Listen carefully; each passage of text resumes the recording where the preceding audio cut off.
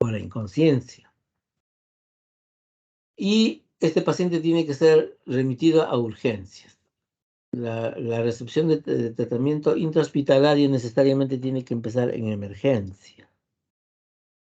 En este lugar, pues hay que hacer un informe adecuado de todo lo que se ha hecho mientras se ha ido trasladando al paciente, todas las acciones que se han realizado, y también se evaluará si va a continuar con la resucitación cardiopulmonar que se le ha estado dando, si es inconsciente. Hay que valorar el estado general, cómo se encuentra el paciente, y especialmente tener énfasis en mantener las vías respiratorias permeables. Hay que calmar el dolor para evitar el shock neurogénico. Cateterizar la vía venosa central y periférica para empezar a darle volumen, reposición de volúmenes que se ha perdido.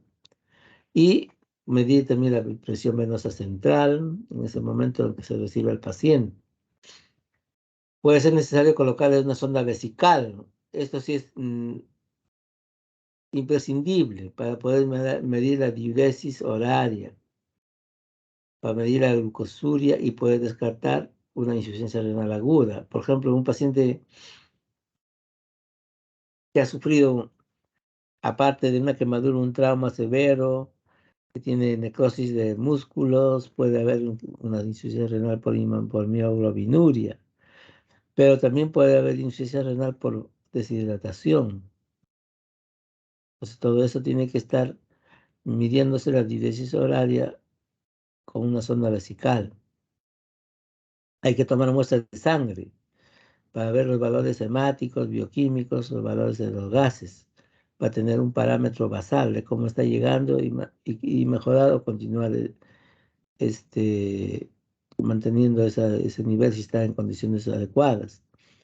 Hay que retirar todo lo que le comprime, empezar a administrar líquidos por vía central, colocar una sonda nasogástrica o, en su defecto, mejor si es un paciente grave que va a entrar a sala continuamente, es mejor colocarle ya una sonda gastroyeyunal. Esa tiene que ser colocada por un gastroenterólogo con ayuda endoscópica. Hay que ponerle profilaxis antitetánica y realizar una historia clínica completa para ver esos antecedentes, comorbilidades y recabar una información adecuada para poder ser utilizado en el tratamiento del paciente. Y no soslayar, dejar de darle importancia a las notas de enfermería.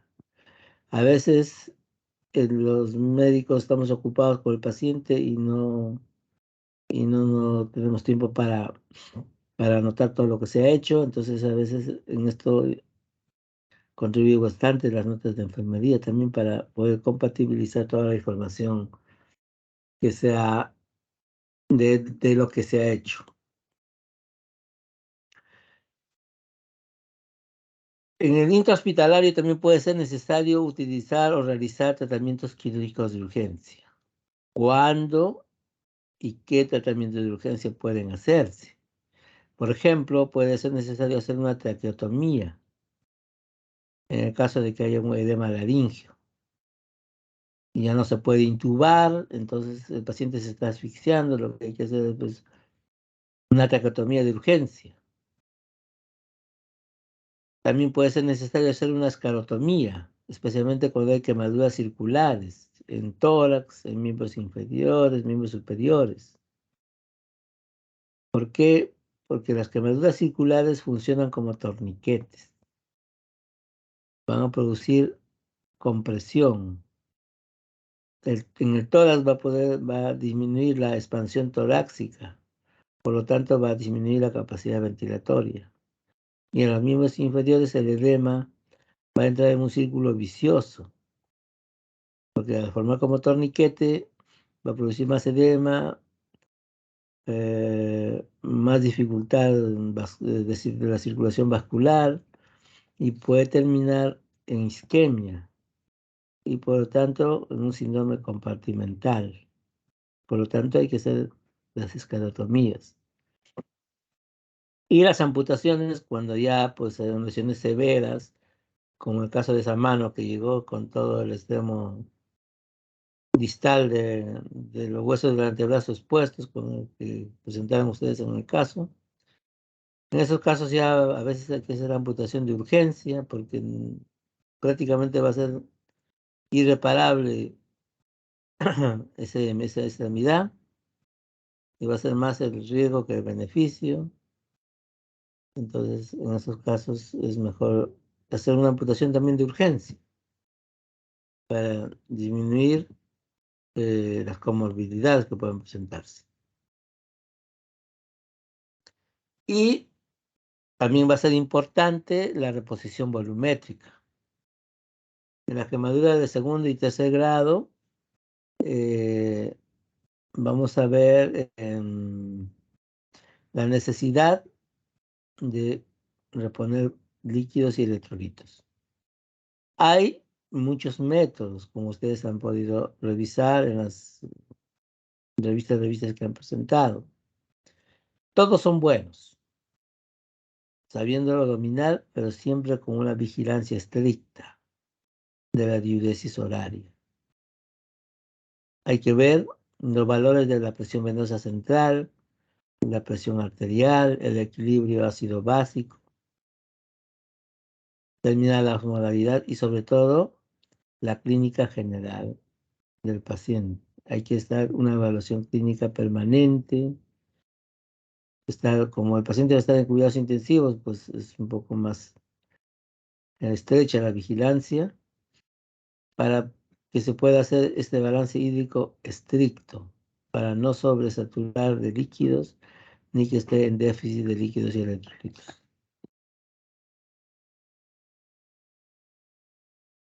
Hay muchas fórmulas, como les decíamos. Por ejemplo, esta es una de las fórmulas donde se considera el lactato de Ringier, que se administra en las primeras 24 horas, de acuerdo al peso del paciente y el área de superficie corporal afectada. Esto se multiplica por 2. Por ejemplo, por decir, un paciente con una quemadura que pesa 60 kilos y tienes 40% de área quemada, pues habría que multiplicar 60 por 40 y duplicarlo. Más o menos se podrá tener 4.800 centímetros de solución salina o lactato de Ringer en este caso. Además hay que ponerle suero glucosado, que en este caso dicen de un 4.5%, en nuestro medio tenemos glucosa al 5%, y más o menos una cantidad de 2.000 centímetros cúbicos. Todo ese volumen de los 4.800 centímetros cúbicos de solución salina y los 2.000 centímetros cúbicos de solución de glucosa al 5%, harían un total, en este caso, de 6.800 centímetros cúbicos que tienen que pasarse en las primeras 24 horas. Pero de esta cantidad, la mitad, o sea, 3.400 centímetros cúbicos debería pasarse en las primeras 8 horas. Y el restante 50% en las 16 horas siguientes. Para lo cual, pues, tiene que pasar con una velocidad en las primeras 8 horas de 420 mililitros por hora, lo que representa 140 gotas por minuto, y en las siguientes 8 horas o 16 horas a 70 gotas por minuto. Lo que va a hacer que puede pasar eso en las 16 horas restantes, la cantidad restante o el 50% restante de la solución, o sea, los 3.400 centímetros calculados en este caso. Al segundo día, esto varía un poco. Se coloca ya la mitad de lo que se calculó inicialmente de solución salina o lactato de Ringer. La solución de glucosa, la misma cantidad, o sea, los 2.000 centímetros cúbicos, y todo eso se va a pasar en las 24 horas. Pero también ya se puede empezar a colocar albúmina o plasma, que va a estar adaptado, y en este caso son coloides, adaptado al peso del paciente y de acuerdo a las variaciones clínicas que podamos encontrar. Todo esto se va a administrar en las siguientes 24 horas. En los niños hay fórmulas similares, ya casi es semejante, pero con un poco más de cuidado por las diferencias que puede haber en un niño pequeño, especialmente si son menores de 2 años. Hay que hacer siempre también un balance hidroelectrólico muy estricto. Supuestamente tiene que ser también tratado en una UCI de, pediátrica. Asimismo, tenemos que ver la nutrición. La mejor nutrición que se puede dar a un paciente es la vía oral. Si puede comer y está consciente y no va a entrar a la sala con frecuencia, se puede optar por la vía oral o por zona nasogástrica, si no puede colaborar o está intubado, por ejemplo. Pero mejor, si va a entrar a la sala con frecuencia, es colocarle, como les decía, una sonda gastroyeyunal, que tiene que colocarlo un gastroenterólogo con ayuda endoscópica, con la finalidad de que el paciente esté todo el tiempo recibiendo nutrición, porque al tener el estómago vacuo, no va a haber impedimento para que entre a la sala las veces que sea necesaria.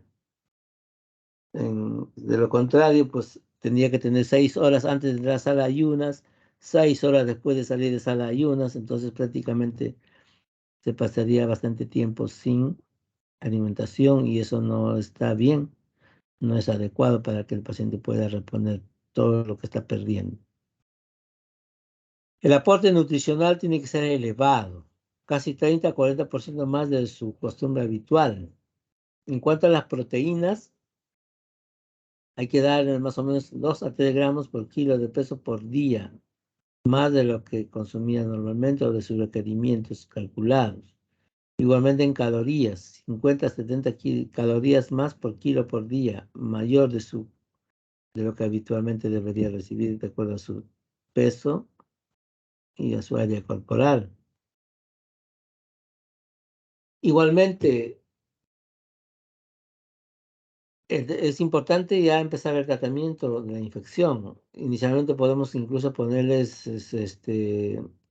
suero antitetánico para evitar estos cuadros de tétanos, pero todo esto inicialmente empieza con medidas preventivas, porque el manejo tiene que ser en lo posible con una asepsia total. Hay que aislar al paciente. El paciente no puede recibir visitas y puede empezarse el tratamiento tópico con cremas, con antibióticos, etcétera, como una sulfadiazina de plata. Ahora hay apósitos de plata iónica que pueden colocarse, etcétera, etcétera. También puede ser necesario realizar la antibiótico-terapia parenteral, siempre preferentemente basado en un antibiograma, un cultivo para gérmenes comunes y un antibiograma para dar un tratamiento más selectivo. Y no es necesario dar el primer día antibiótico por vía parenteral. Se supone que es una quemadura y ha quemado a todos los gérmenes también de esa zona. Podría empezarse al segundo o tercer día el tratamiento antibiótico. Y en ese transcurso, pues tomar cultivos, hacer el GRAM y el antibiograma que generalmente dura o espera o es necesario tener 5 días nomás para poder tener ya más o menos un antibiograma adecuado. Y hay que tratar de shock séptico. Podemos también necesitar, como decía, tratamiento quirúrgico que puede ser una escarectomía, una esclerotomía. ¿Y qué se busca con esto? Un tratamiento precoz con autotrasplantes de piel generalmente. El problema es que cuando son grandes quemados, a veces no se tiene de dónde retirar piel. Entonces, últimamente se puede hacer ya el cultivo de queratinocitos. Esos queratinocitos se pueden obtener a partir de 1 centímetro cuadrado de piel en más o menos 30 días se puede tener grandes extensiones de una piel básicamente de epidermis, ¿no? ¿Por qué? Porque los queratinocitos están en la epidermis. Lamentablemente no se puede hasta ahora que todavía cultivar los sustitutos de la dermis. Solamente se ha podido cultivar la epidermis. Para usar la epidermis se necesita matriz dérmica o células mesenquimales. Felizmente tenemos en el mercado eh, matriz dérmica que puede ser utilizado junto con cultivo de queratinocitos y poder obtener una buena piel para cubrir áreas en aquellos casos donde no se cuenta con digamos, muchas zonas donantes para obtener piel.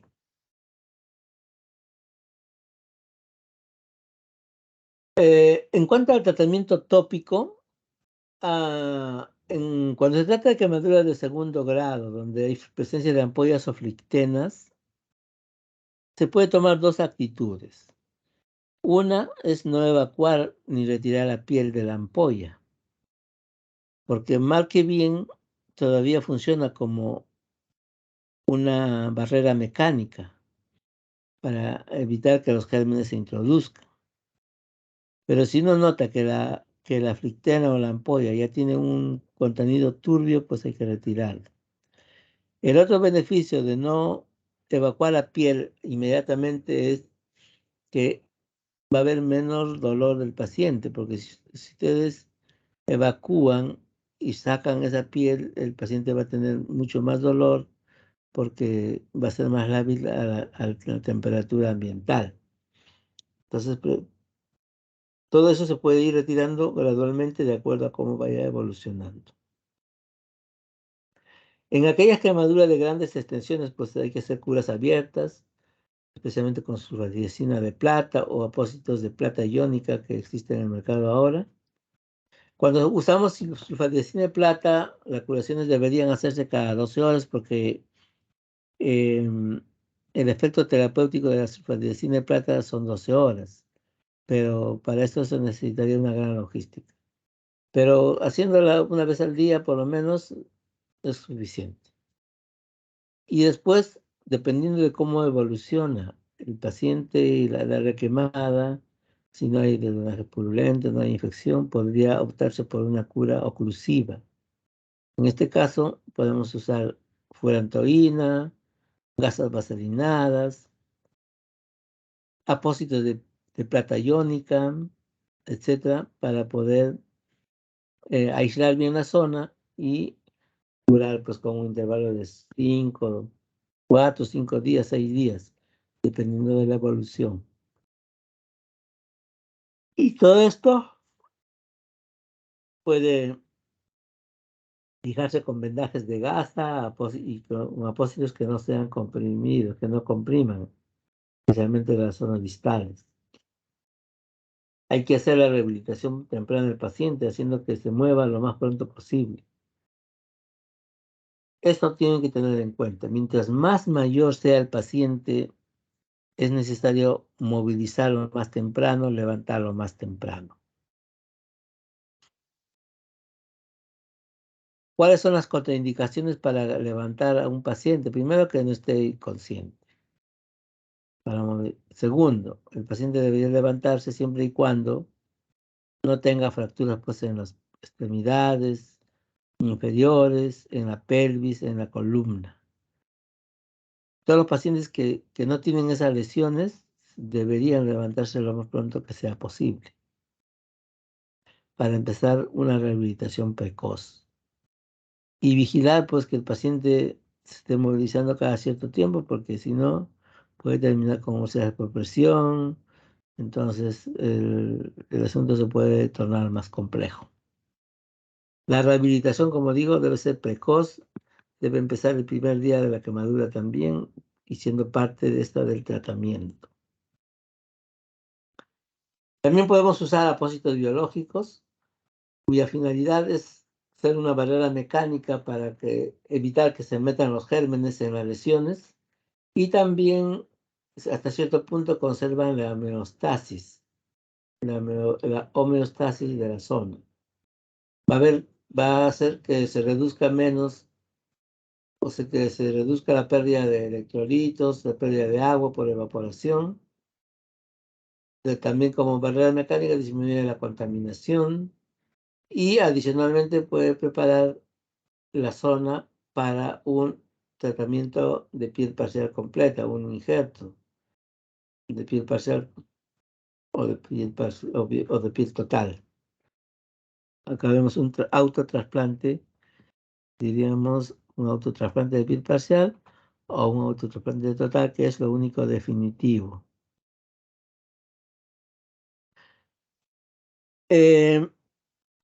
Los apósitos biológicos, como los homoinjertos o aloinjertos, también funcionan como,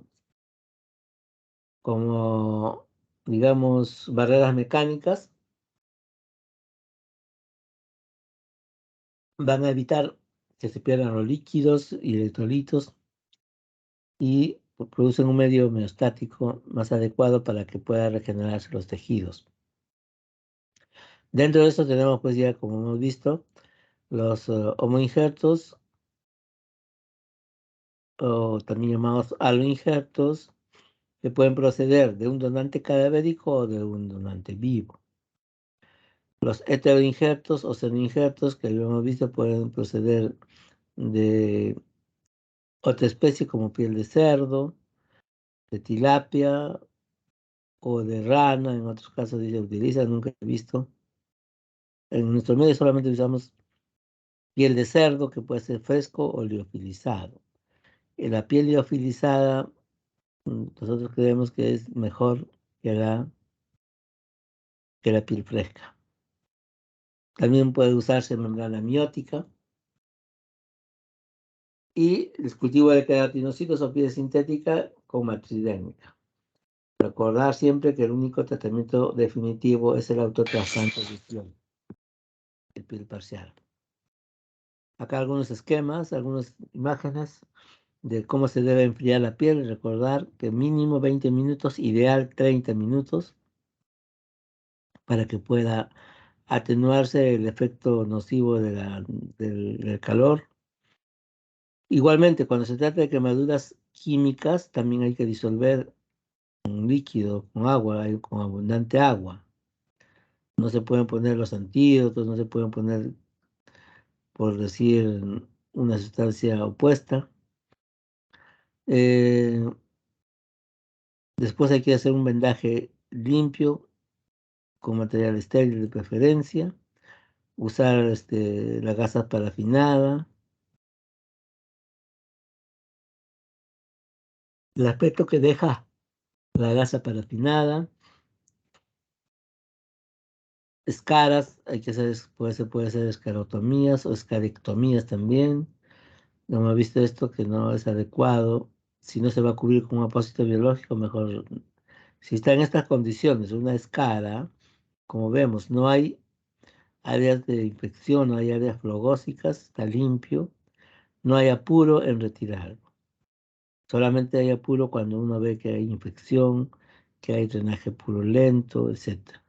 Pero mientras tanto no es necesario, porque si no vamos a tener esto si no cubrimos inmediatamente con un apósito adecuado. Acá tenemos imágenes, por ejemplo, de quemaduras de tercer grado que se han injertado. Acá vemos los injertos. Áreas úlceras residuales. Igualmente acá. Y finalmente esta ya es una lesión cerrada, una quemadura que ya se ha cubierto. Ustedes ven que siempre va a quedar secuelas, siempre va a quedar huellas. Por eso es que se dice que una quemadura, una lesión por quemadura no se cura. Va a quedar siempre un estigma, una huella. Hay imágenes donde vemos fasciotomías extensas en quemaduras circulares, en extremidades superiores. y en el tórax también, miren, se ha hecho esclerotomías. Como su nombre dice, escarotomías, corte de las escaras. No es ectomías, es retiro ya. Otra fasciotomía o escarectomía, escarotomía, diga. Otra escarotomía,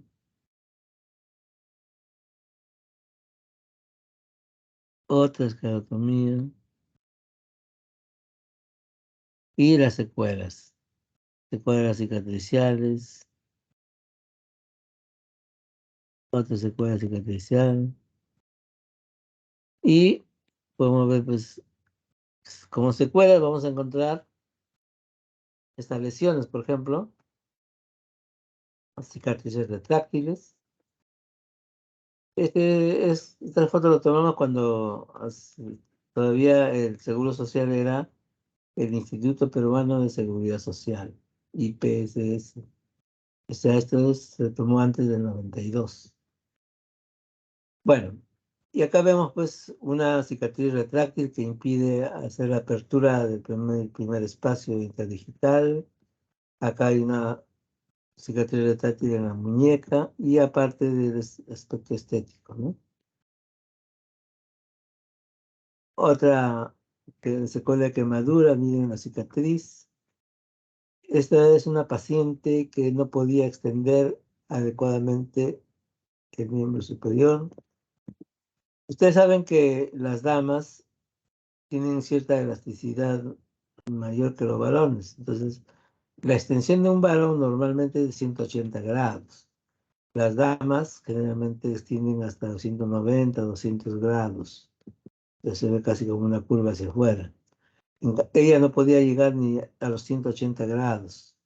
Ustedes notan, llegaría pues a los 170 grados. Y sentía pues cierta incomodidad al tratar de extender el brazo, el miembro superior. Y aparte, no le gustaba mucho esta parte de la cicatriz que se notaba inestética. Entonces acudió con nosotros para tratamiento quirúrgico.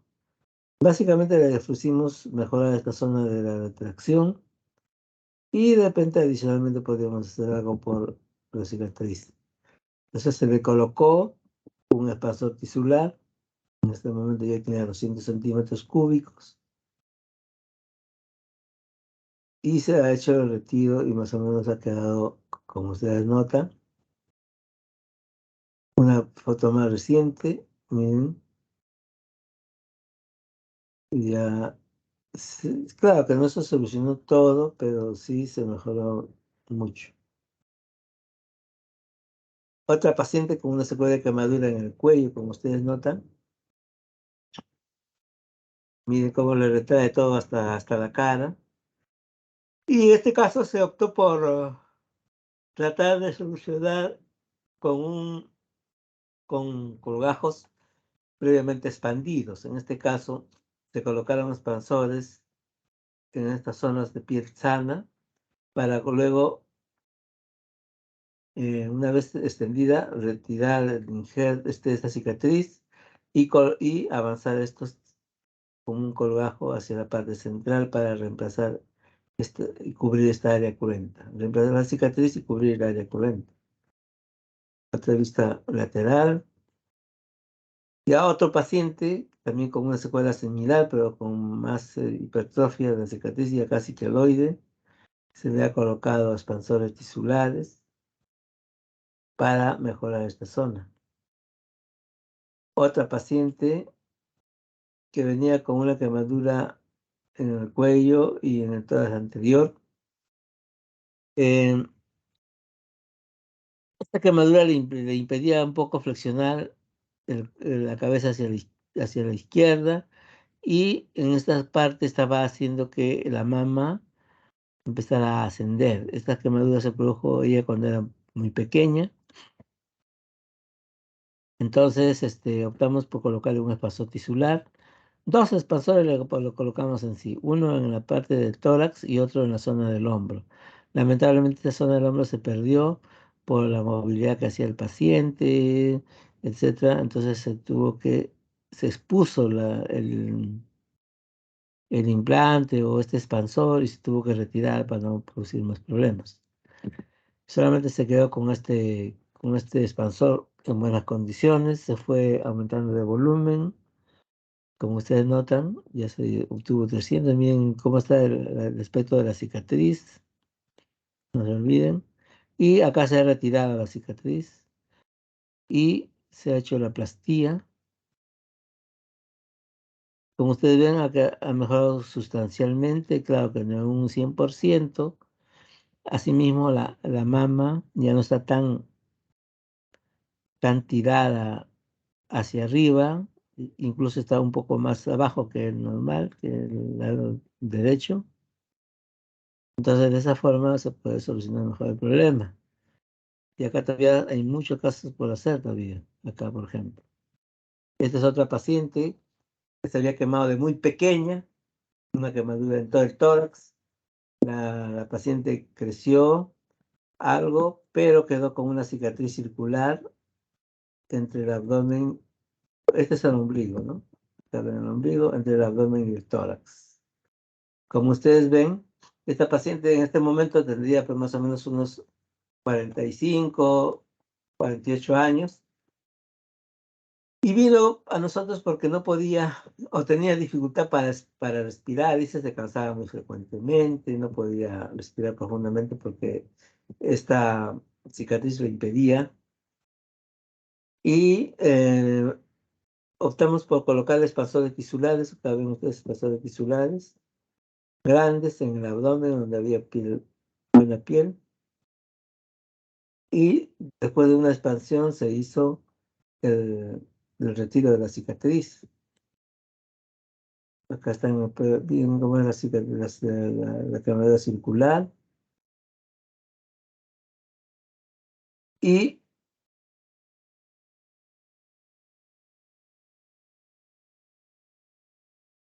finalmente cuando se retiró la cicatriz y se llegó a cubrir casi toda esta zona. Acá nos faltó un poco de tejido. Tuvimos que ponerle un injerto de piel parcial.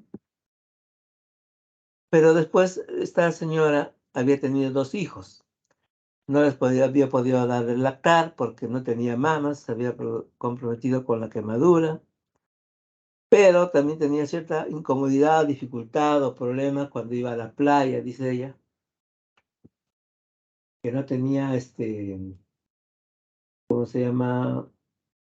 Que no se sentía cómoda, porque cuando entraba a la playa ella usaba unas prótesis externas y a veces las olas y el agua, o sea, había hecho que pierda uno de sus implantes hasta en 2 oportunidades y para ella era muy incómodo ir a la playa. Y nos solicitó pues reconstruir la mama y se le reconstruyó con implantes de silicona de gel cohesivo. Primeramente se hizo una expansión tisular en esta zona y se retiró los expansores y se colocó los implantes para más o menos dar la apariencia de una mama. Acá otra paciente que tenía dificultad para extender la rodilla. A veces se había hecho incluso acá algunas veces unas heridas por la tracción que hacía para caminar. Y optamos por colocarle también un expansor tisular para extender esto con tejido, sin dejarle más cicatrices, porque podemos hacer alguna otra cirugía, pero era cuestión de darle más cicatrices. No queríamos darle más cicatrices. Ella tampoco quería. Nosotros optamos por colocar el expansor tisular. Acá está ya expandida la zona, en expansión. Y una vez ya que se llegó al volumen total del expansor, se esperó un mes por lo menos y se retiró la cicatriz. Miren toda esta cicatriz que se retiró.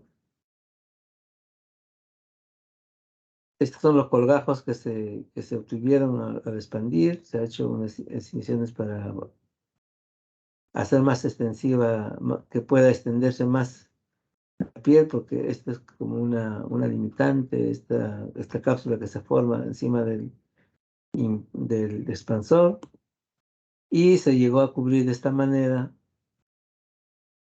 y se mejoró la cicatriz, ya no es tan estético como estuvo al inicio, y sobre todo se amplió esta cicatriz retráctil que tenía en la zona poplitea. Otra paciente con una secuela de quemadura que ocurrió muy pequeña, miren, una cicatriz retráctil que afecta el pulgar, la muñeca, eh, el- las axilas y sobre todo el codo. Entonces optamos por hacerle un tratamiento. Felizmente esta zona estaba en buenas condiciones y optamos por no regalarle más cicatrices a la pobre niña, porque esa niña tenía en ese momento de 13, 14 años. Y se optó por hacer pastillas, pero de la forma más conservadora posible, no darle muchas cicatrices. Claro, una forma era hacer una citoplastia, pero era muy riesgoso y el resultado estético no iba a ser el adecuado. Y se llegó a, miren, a retirar esa cicatriz retráctil solamente con avanzar los tejidos bien decolados, con buena vascularidad en forma de V a Y. Se hizo una incisión y se avanzó el colgajo hacia la zona medial. En este caso, no se pudo llegar a obtener una buena extensión del codo porque al haberse quemado muy pequeña y al tener una limitación funcional, como que las carillas articulares ya se habían adaptado al uso que le daba esta paciente de su miembro superior. Entonces, esa fue la máxima extensión que se logró en el codo. Felizmente el hombro y la muñeca y el pulgar sí no hubo mayor problema, pero esto sí quedó medio limitado, pero más que todo por el problema de los huesos, que ya la articulación estaba hecha para esa posición. La misma paciente anterior, otro paciente con secuela cicatricial, cicatrices queloides, secuela de quemaduras, y eso es lo que tenemos que evitar buscando que no se produzcan estas quemaduras. ¿Entendido? ¿Alguna pregunta?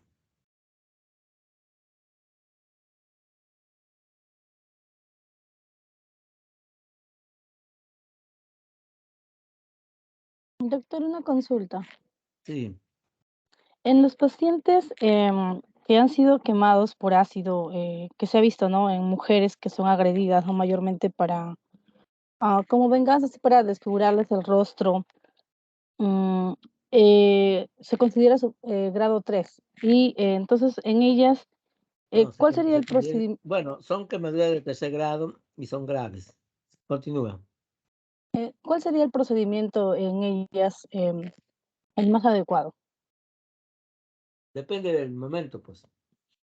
En el instante, tratar de diluir ese ácido con agua, con bastante agua para diluir la concentración del ácido, para que el efecto sea menos deleterio.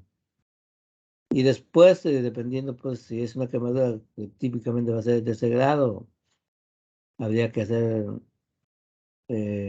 primero, pues, la escalectomía, sacar todo el tejido necrótico y hacer la reconstrucción. Si es en cara, pues habría que ver la posibilidad de hacer colgajos expandidos, etcétera, ¿no? O colgajos, incluso colgajos libres, podría ser necesario, dependiendo del compromiso que pueda haber.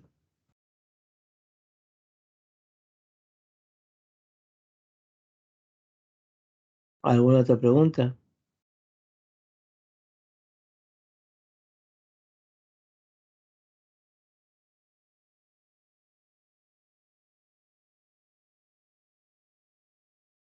¿Alguien quiere preguntar algo?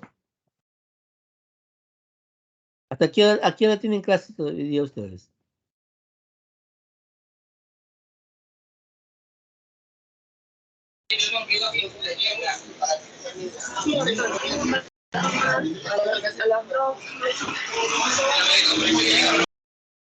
¿Cómo dices? No te escuché, Kathleen. Me parece que el día de hoy ya no tenemos más clases programadas. ¿No tienen más clases programadas? No, me refiero a si tienen más clases después en la tarde. ¿A qué hora tienen clases? Ya no tenemos más clases programadas en la tarde, doctor. Ya, entonces, ¿podemos ir avanzando algo? ¿Saben? ¿Tienen el seminario o los seminarios los hacemos mañana y avanzo con la parte teórica? Sí, mejor, doctor, por favor. Con la parte teórica. Ya. Sí, sí, doctor. Bueno, entonces voy a buscar el PowerPoint. Vamos allá. ¿Alguna pregunta sobre quemados, sobre quemaduras? Hablen o callen para siempre, ¿ah?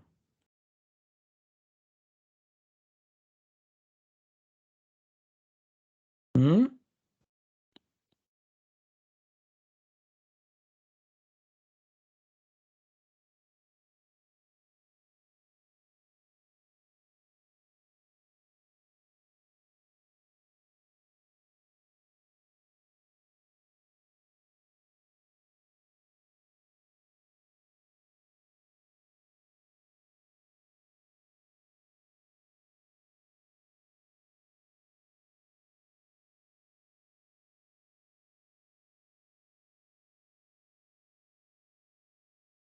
Sí,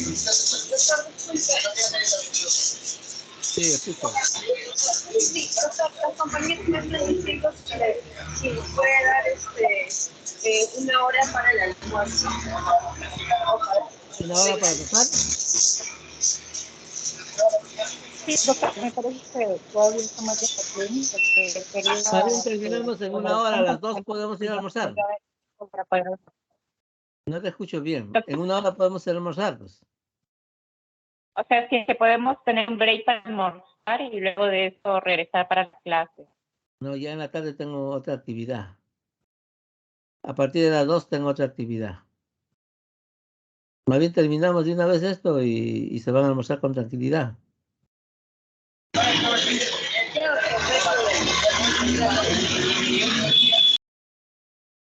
Ya, ahorita es rápido, nomás esto de preguntas por presión. Más aún, como ustedes van a exponer mañana, entonces no hay mayor problema. Es solamente para que más o menos ya ustedes tengan una idea de las úlceras por presión y podamos, ustedes puedan hacer su presentación con más conocimiento de causa.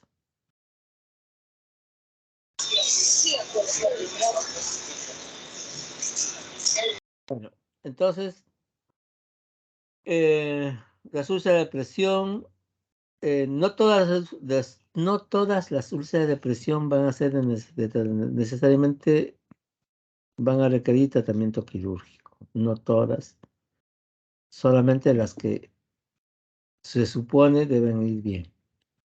¿Ya? Para esto es muy importante la colaboración del paciente y del entorno, de los médicos tratantes, de la familia, del personal de enfermería, etc. ¿Qué es una úlcera por presión? Mejor deberíamos conocerlo como lesiones por presión, porque no siempre todas son úlceras. Cuando están de primer grado, no hay herida.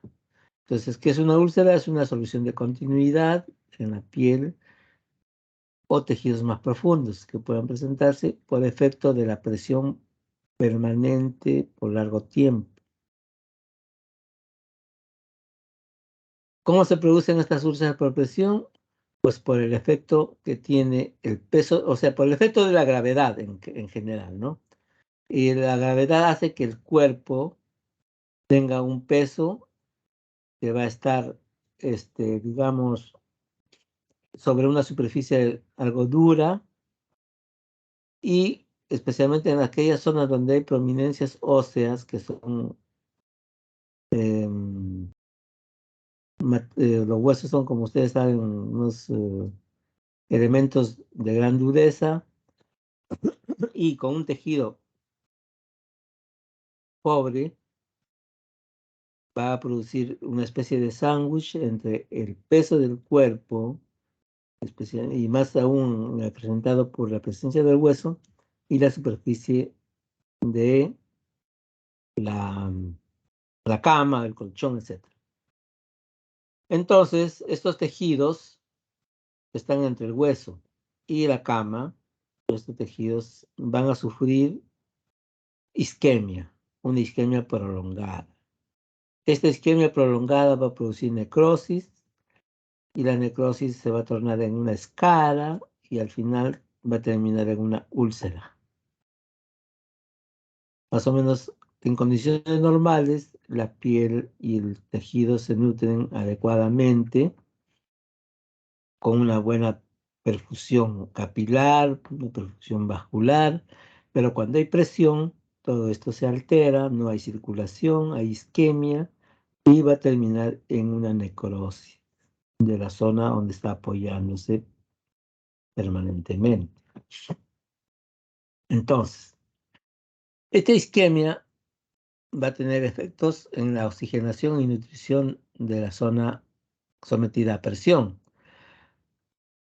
Esta isquemia va a producir sufrimiento de los tejidos que al final van a terminar necrosándose, va a formar una escara, el cual al retirarse o al infectarse se va a desprender y va a quedar una úlcera, o cuando se hace una limpieza quirúrgica va a quedar una herida.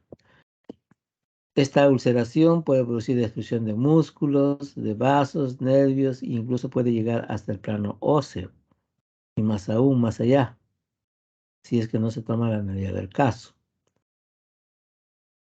Vemos que las zonas más frecuentes de presión cuando está el paciente en decúbito dorsal son las zonas sacras, las zonas coxígeas, las zonas de las escápulas, la zona occipital y los talones. En el decúbito lateral vamos a encontrar pues que la zona más frecuente es la zona trocantérica, puede ser la zona de la pelvis, con el borde de la pelvis, puede ser la oreja o la zona parietal, parietotemporal y la zona también de los talones, pero en la zona interna o externa, generalmente externa porque la piel es más delgada. Y en el decúbito ventral también podemos encontrar lesiones que pueden presentarse en la cara, en el tórax, en las rodillas y en la punta de los pies, en los dedos. Y si el paciente adopta estas posiciones, también se puede presentar lesiones por este efecto de fricción, de cizallamiento, entonces va a haber decolamiento, despegamiento y problemas de tipo isquémico. ¿Qué factores van a influir en la aparición de estas úlceras por presión? Pues la presencia de enfermedades metabólicas como la diabetes, ¿ya? Enfermedades cardiopulmonares y también el exceso de obesidad, o sea, el exceso de peso y el extremo, que es una delgadez extrema también. Y si hay incontinencias urinarias o incontinencia del tubo digestivo. Todo eso va a producir o va a condicionar con más posibilidades de que se produzcan úlceras o lesiones por presión y sean más graves. La inmovilidad, cuando se usan, por ejemplo, torniquetes, aparatos de yeso, etc. O también sillas de rueda, sin mayor cambio postural. Uso de inmunosupresores, uso de sondas, puede producir lesiones por presión en las zonas de las áreas nasales. Hemos visto niños incluso que han perdido la columela por el uso prolongado de sondas. Y el uso de sonda vesical también prolongada puede producir lesiones en las zonas por donde discurren estas sondas. La inmovilidad también puede ser causa de lesiones por presión El estrés, el dolor, a veces lleva por tomar posiciones antálgicas que sin darnos cuenta nos puede producir lesiones por presión. Igual la fatiga y cuando las camas de los pacientes que están, digamos, postrados, no están bien hechas, tienen arrugas, entonces también puede causar lesiones en la piel. Y la senilidad. Cada día los pacientes tienen más edad, no tienen, digamos, buena compañía, a veces están abandonados y a veces están solos. Y pueden también estos pacientes producirse estas lesiones por presión. Ya hemos visto dónde aparecen con más frecuencia, en el decúbito lateral, en el decúbito dorsal, en el decúbito prono, ¿no? Y también hemos visto ahora con el COVID que tenían esta posición con más frecuencia, lesiones en el mentón, en los labios también, y en los pacientes que usan silla de ruedas, los pacientes que tienen paraplegia. A estos pacientes hay que educarlos, hay que hacerles entender, hay que informarles que una presión permanente que exceda las 2 horas va a necesariamente causar hipoxia y lesión tisular, va a llevar a una necrosis. Estos pacientes en su mayor parte, yo diría en un 50-60%, tienen úlceras por presión en la zona isquiática. A veces también puede tener lesiones por presión en la planta de los pies, en la zona poplitea, en la zona sacra o la zona escapular, pero en su mayor parte tienen lesiones en la zona isquiática. ¿Se pueden prevenir estas lesiones? Sí, se deben prevenir, evitando, revisando los puntos de presión de las prominencias óseas, las zonas expuestas a humedad y presencia de algunas alteraciones que puedan tener, especialmente de tipo postural. Y hay que mantener la piel seca, hidratada, humectada, especialmente en los pacientes mayores que están postrados en cama.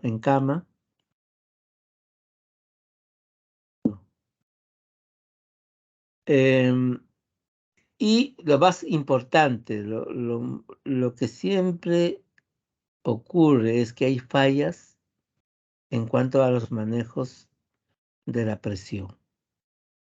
Lo más importante es la movilización frecuente del paciente que está postrado. Lo ideal es que un paciente mayor procuremos levantarlo pronto de la cama.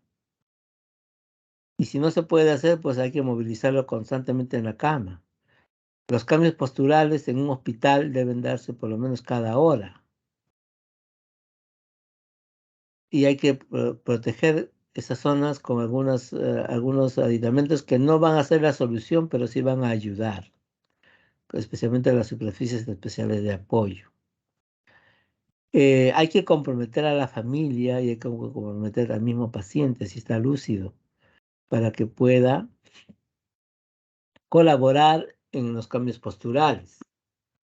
Si no, a veces, si no se le informa, si no se le hace participar al paciente, y si vamos a tener problemas en los hospitales. Es inconcebible que en un hospital un paciente haga lesiones por presión. No está permitido. Es hasta cierto punto una iatrogenia. Por lo tanto, uno tiene que buscar que el paciente se movilice lo más pronto posible, que haga actividad física. Y los cambios posturales hay que hacerlo cada hora. Y un paciente que está postrado en una silla de ruedas, lo ideal es que cada 15 minutos, a lo más cada media hora, se levante de la silla donde está sentado. ¿Para qué? Para permitir que esa zona que está presionada reciba circulación, reciba sangre, reciba aporte de oxígeno y de nutrientes. Si no hace eso, nosotros normalmente cuando tenemos nuestra sensibilidad en buenas condiciones, vamos a movilizarnos inconscientemente. Pero estos pacientes que tienen insensibilidad, cuando tienen traumatismos vértebro-medulares, no tienen nadie ni nada que les indique moverse. Por lo tanto, ellos tienen que hacerlo racionalmente. Ellos ya casi como por reloj, cada media hora deben levantarse de la silla por lo menos unos 2, 3 minutos en el aire para dejar que la circulación se produzca en esas zonas donde está presionada por el peso del cuerpo. Si no hubiera gravedad, no tendríamos necesidad de esto. Pero, por lo tanto, hay que educar a estos pacientes para que se muevan, que se levanten en la silla cada 15 minutos, cada media hora. Y también que se examinen continuamente la zona. A veces estos pacientes viven solos, están, digamos, abandonados, ya no tienen familia. Entonces hay que enseñarles a que ellos mismos puedan examinarse esas zonas que han estado presionadas. ¿Cómo puede hacerlo? Pues con un espejo. Examinarse todos los días, cada vez que se va a la cama, cada vez que va a descansar. Si notan que hay una lesión, una de primer grado, pues simplemente se quedan en la cama pues una semana, 5 días para hacer que esa lesión mejore. Porque si no, la ruta, digamos, segura es que se va a lesionar, se va a ulcerar y va a ser peor. Va a necesitar más tiempo para recuperarse. Entonces, hay que ayudar, hay que informar a estos pacientes para que puedan hacer este tipo de ejercicios, para que puedan cambiar posiciones dentro de la silla, usar sillas adecuadas, sillas con colchones de gel, colchonetas de gel que pueden atenuar hasta cierto punto la presión. No es la solución, la única solución es el cambio postural, cambio de presión, cambio movimientos y evitar presión por más de una hora de las zonas vulnerables. Entonces, tratar una úlcera por presión es mucho más difícil y costoso que prevenirla. Por lo tanto, la prevención es de máxima prioridad. ¿Entienden? En cuanto al tratamiento quirúrgico, como ustedes han visto en los colgajos, acá tenemos algunos esquemas. Para, por ejemplo, cerrar una lesión de este tamaño, hay que movilizar tejidos que son 5 hasta 10 veces más grandes que la zona. Entonces se puede hacer colgajos de rotación, colgajos de avance, colgajos bipediculados, dependiendo de la ubicación y de la disponibilidad de tejidos que haya. Pero si el paciente no colabora, si el paciente apoya esta zona, no solamente no vamos a solucionar el problema, sino vamos a tener un problema más grande. La lesión se va a agrandar. Ya vamos a tener una lesión 4 o 5 veces más grande que la que había. Por lo tanto, el tratamiento quirúrgico tiene que ser seguro, ir a lo seguro.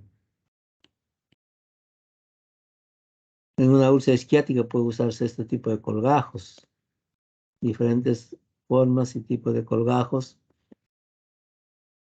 Que lo importante para que un colgajo sobreviva es su vascularidad. Y otra condición importante es que el paciente colabore. Si apoya el colgajo, simplemente se va a necrosar y vamos a tener problemas. ¿Ya? ¿Por qué? Por ejemplo, este es un paciente con una úlcera por presión crónica recidivante, muchas veces operado. Miren todas las cicatrices que hay. Sin embargo, viene por una amplia úlcera ya con compromiso óseo. Ya hay una osteomielitis, una infección del hueso. Miren todas las cirugías que se le ha hecho anteriormente. ¿Por qué? Por falta de conocimiento, por falta de educación al paciente. Y tuvo que terminar así. Se tuvo que retirar todo ese cemento óseo porque el paciente tenía todo esto necrosado, estaba con infección, y al final quedó pues un segmento, el fémur quedó pues casi solamente con el tercio medio. Entonces se optó por hacer la amputación y utilizar este colgajo para cubrir esta zona y darle más cobertura. Miren, así quedó más o menos así. Y esto es lo que debe evitarse, pues, ¿no? Y la única forma es haciendo la prevención. Bueno, eso es lo que podríamos avanzar en cuanto a úlceras por presión. No sé si tienen alguna pregunta.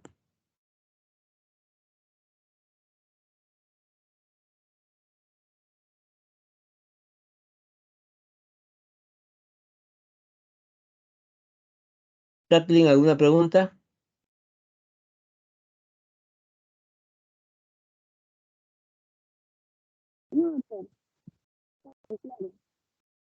Bueno, entonces ya mañana nos estamos viendo a las 12 del día para continuar con la última parte, con el seminario y hacer alguna historia, alguna revisión de algún caso clínico. ¿Ya? Gracias, doctor. Gracias, doctor. Bueno, hasta mañana. Gracias, doctor. Nos vemos mañana. Gracias, doctor. Sí, doctor. Gracias.